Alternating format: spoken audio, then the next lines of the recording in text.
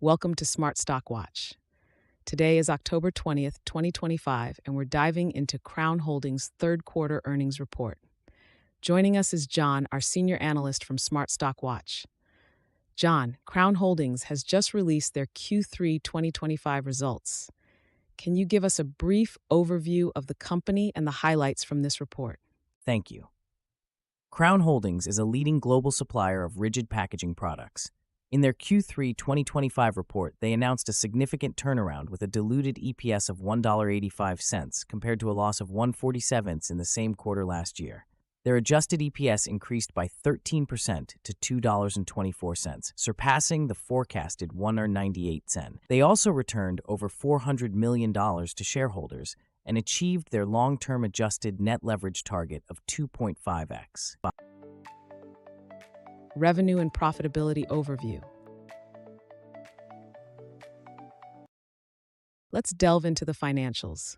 Crown Holdings reported net sales of $3.202 billion for Q3 2025. How does this compare to last year, and what drove these results?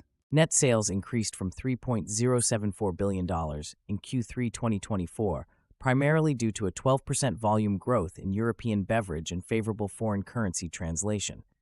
Segment income also rose to $490 million, driven by strong performance in European beverage and North American tinplate businesses. The net income of $214 million marks a significant recovery from a loss of $175 million last year. And the adjusted EPS of $2.24 exceeded the forecast of $1.98. What factors contributed to this outperformance? The adjusted EPS increase was fueled by operational efficiencies and strategic cost management, particularly in Europe. The company also benefited from higher material cost pass-throughs and favorable currency impacts.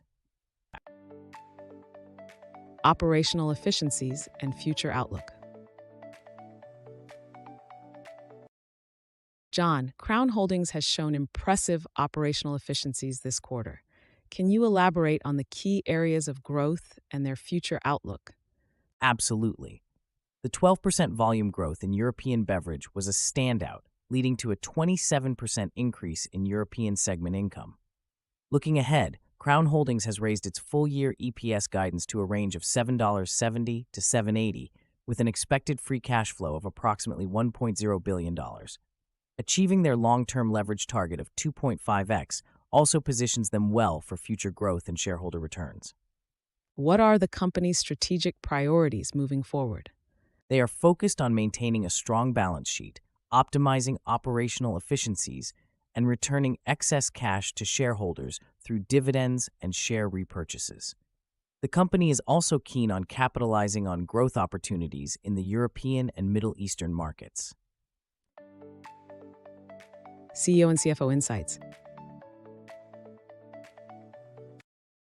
Let's discuss the insights from Crown Holdings leadership. What did CEO Timothy J. Donahue and CFO Kevin C. Clothier have to say about the quarter and the company's future? CEO Timothy J. Donahue highlighted the robust performance in Q3, with a 13% increase in adjusted EPS and a 4% rise in segment income.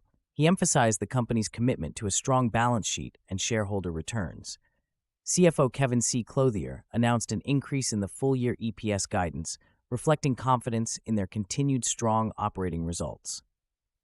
How do these statements reflect on the company's strategic direction?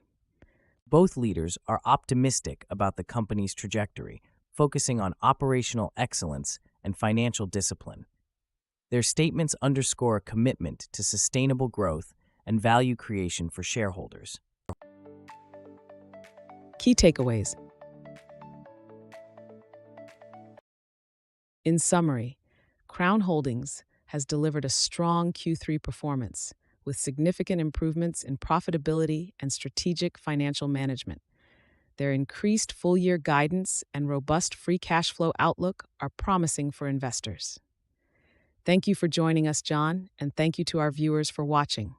Don't forget to like, share, and subscribe to Smart Stock Watch. We'd love to hear your thoughts on Crown Holdings' performance in the comments below. Thank you for having me. It's been a pleasure discussing Crown Holdings' impressive results. Looking forward to seeing how they continue to execute their strategy in the coming quarters.